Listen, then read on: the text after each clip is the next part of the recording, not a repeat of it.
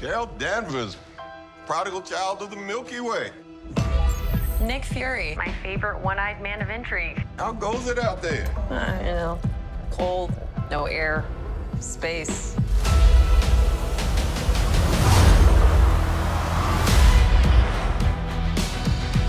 Captain Marvel, the Annihilator. You took everything from me. And now I'm returning the favor.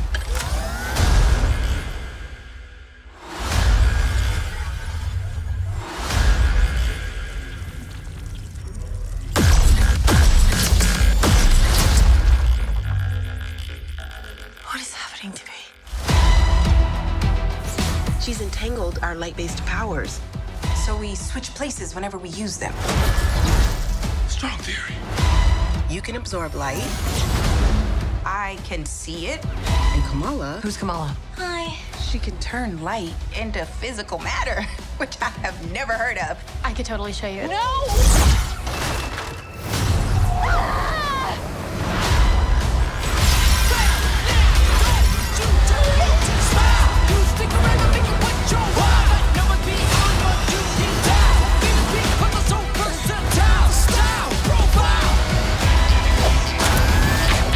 She's targeting every planet we call home.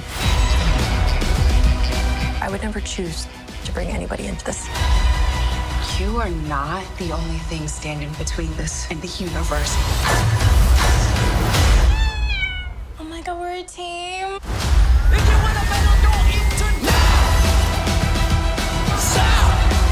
Higher. Further. Faster.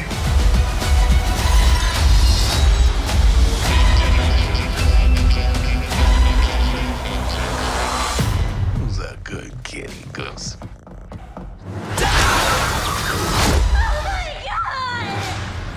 I can't. Can you? I got it. Welcome back, everyone. It's Charlie. Happy Comic-Con week. Big surprise, Marvel dropped the new Marvels trailer in the middle of the night, so we'll break it all down. There's a bunch of new footage, bunch of Easter eggs. If you're brand new to the channel, be sure to subscribe to get all the videos. We're in the middle of Secret Invasion episodes. Secret Invasion will lead into the beginning of Marvels. I'm assuming there'll be some kind of post-credit scene that will explain how Nick Fury goes back to his Saber space station, where he is in the trailer.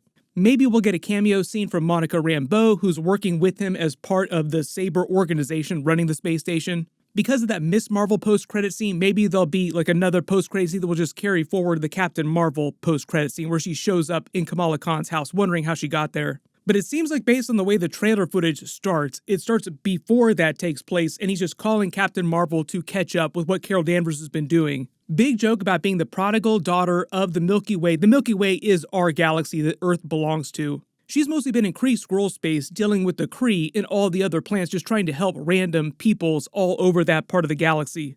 Really good example of this is when Dar Ben, played by Zawe Ashton, who's actually the real-life wife of Tom Hiddleston, who plays Loki, also in the Marvel Universe. A lot more Marvel couples showing up. She's the new leader of the Kree in the absence of the Supreme Intelligence, and the idea is that Carol Danvers killed the Supreme Intelligence, and that's what Dar Ben is talking about when she says, "You took everything from us." Supposedly when the events of the movie pick up, like years after the events of the Captain Marvel movie, the Kree people are doing terribly, like their race is in ruin, even though they were able to almost kill off the Skrulls, like they got rid of Skrulls. That's why all the Skrulls came to Earth after the 5-year time jump started. Right after the snap cleared up a bunch of real estate for people to move in. So even though they've been able to pull that off up to the beginning of Avengers Infinity War, at some point things just go really badly for their race, and Dar Ben takes over leadership and is looking for a way to revitalize their race, and she's using the second bangle, like Miss Marvel's other bangle that we kept wondering about during the Miss Marvel series. Turns out they really are saying they are the Kree Nega Bands, which basically turn thought into energy. They're kind of like Green Lantern rings in the Marvel Universe.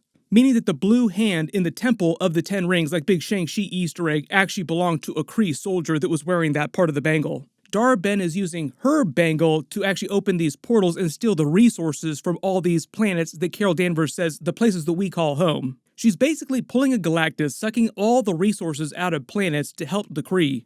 And it looks like one of the targets is Prince Yan's planet here, Aldana, who's being played by Park Seo-joon. A lot of people recognize him in the trailers. One of the jokes, too, is that when they find out that they have to go there and Captain Marvel doesn't want to go, like she's kind of reticent, is because she had some accident in the past, some sort of cultural misunderstanding where she accidentally got married to him. But during the events of the movie, he's meant to be an ally to them. We get a better look of her spaceship. She just has all the creature comforts, talking about Goose the cat, the Florkin, who actually activates the coffee machine. That's kind of the running joke about Florkin, like yes, they look like cats, but they're actually very intelligent beings and very dangerous.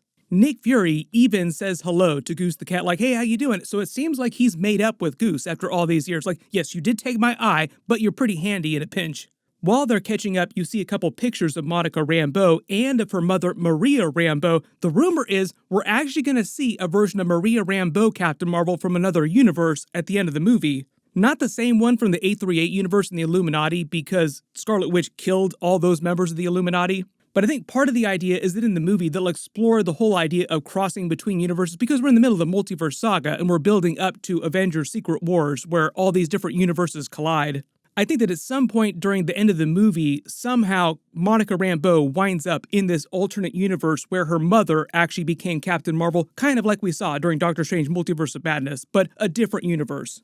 Part of the other reason why her mother, Maria Rambeau, is important to the plot of the movie, not only was she a big character during the first movie, but she was Captain Marvel's best friend. If you remember during Wandavision, when they referenced Captain Marvel to Monica Rambeau, she got kind of pissed off and she didn't want to talk about it, like there was some kind of beef between the two of them. Well, I'd argue that Captain Marvel came close. Her powers came from an Infinity Stone too, right? We are not talking about her, we are talking about... I think the idea is that they have some bad history because Monica blames Captain Marvel for not taking care of her mother during the 5-year time jump. During the events of the movie, I think they will also address how often Captain Marvel actually came back to Earth, because it's kind of a running joke in the fandom, like the character who's never around but seems super popular with characters like Miss Marvel. She's got the brand new costume that we saw in the Miss Marvel post-credit scene. They changed the Marvel Studios logo again to incorporate the logos and costumes of all three of the characters, like Miss Marvel's sash makes the S at the end. They're playing the same Beastie Boys song. The joke about this, and they used it in the last trailer too, is that the beginning of the song says, "Don't tell me to smile." That's meant to be a bit of a meta joke, because when the first movie came out, there were a bunch of people that complained that Captain Marvel as a character was not smiling enough. So this is their answer to that, like, don't tell me to smile, but using the Beastie Boys track, because it is also an intergalactic movie. Really big Easter egg here when Dar-Ben calls Captain Marvel the Annihilator, big Annihilus reference. I've done a couple videos on Annihilus because it was a big Guardians of the Galaxy 3 deleted scene with Annihilus. Originally, James Gunn was going to have him be the person to create Rocket, but then completely changed his mind and made the High Evolutionary instead. The Annihilus character is a huge Fantastic Four character. He's from the Negative Zone, which is a big location in the Fantastic Four comics. They also featured it in the 2015 Fantastic Four movie. Maybe we'll see him in the MCU at some point as an overarching villain in the Annihilation wave. There are a lot of references to that storyline in the comics during the Guardians of the Galaxy trilogy, just because that's where a lot of those characters originally came from. Dar-Ben finds the other bangle of the match for Miss Marvel's bangle, and if it wasn't clear, Miss Marvel is still a mutant without the bangle, like she could still have her powers without the bangle. I think the idea is that the bangle just enhances her abilities. They pick up with that Miss Marvel post-credit scene where they start switching places, and they actually edit in a way that makes it seem like all three of them are switching places at the same time, not just two of them.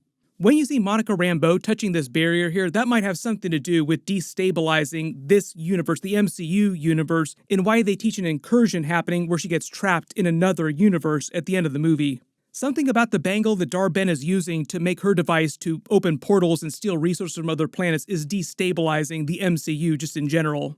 We get a longer scene in Kamala Khan's house where Monica Rambeau is explaining exactly what happened and how all their different powers work. One of the big surprises I've also heard recently is that during the movie, instead of calling Monica Rambeau Photon or calling her Spectrum, one of her comic book names, they'll actually refer to her as Captain Marvel, like another Captain Marvel, and it'll be a play on the title The Marvels. Because way back in the comics, Monica Rambeau was technically the first female Captain Marvel, or like the first woman to hold the title of Captain Marvel. For the vast majority of her history in the comics, Carol Danvers was known as Miss Marvel. She became Warbird for a little while with this costume that a lot of people remember, but then relatively recently, she switched to Captain Marvel, so that's actually a pretty new thing for the Carol Danvers character.